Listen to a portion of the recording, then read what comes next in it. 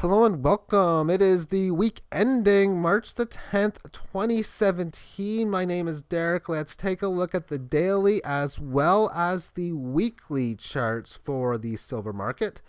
As each day this week had the same thing occur, and that was from the previous day of the week. It had a significant lower high from the previous day and a significant lower low.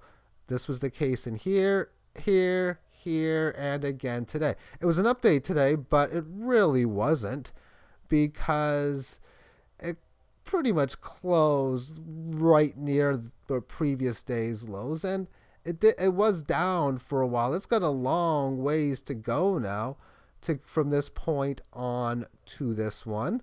When going through Fibonacci retracement, I think it's important to look at where the 38.2 and 61.8 comes, but also this band. I'll talk more about that.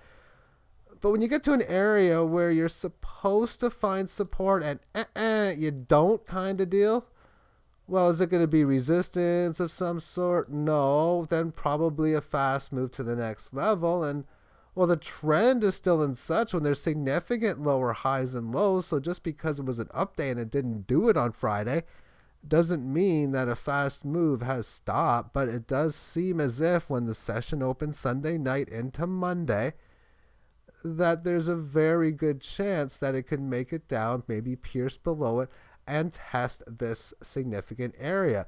The big thing is going to be how this first test of this 18 average is going to work out.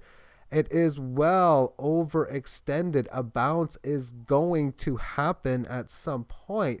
I mean, it could still come all the way down and the bounce is that.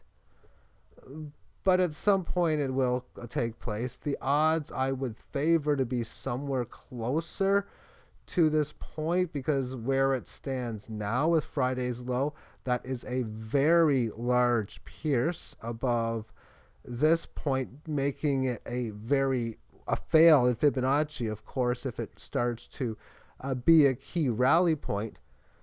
But at the same point, if you talk about big fail, well, what's going to happen if, say, it has any type of rally like this? And I'm not just going to say it because that's what I want or that's what I think would happen, because it is what I want, but I don't think it's what's going to happen. But if it does, and these situations come in, you have a stable bull market, a boom, bing crash like that, and it doesn't either A, revert the trend or at least correct it sideways for a while, and it resumes the bull market, well, that is spectacular. In fact, if I just compare it to the Bitcoin daily chart, that's pretty much what this is, actually. But that's the type of situation when you're looking at it, oh, price is up here. We just had this. It's already been rallying, say, $1.20 or well over 6%. If that situation is to occur, you know that there's a lot of more leg room left because of how the chart pattern is showing it.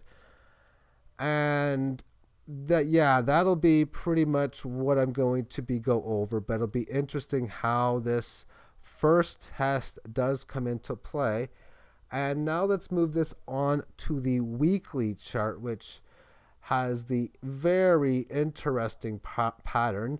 You had a bear market on this period, a bull market here, and a bear market at this stage. Now the question is it reverting back over to bullish?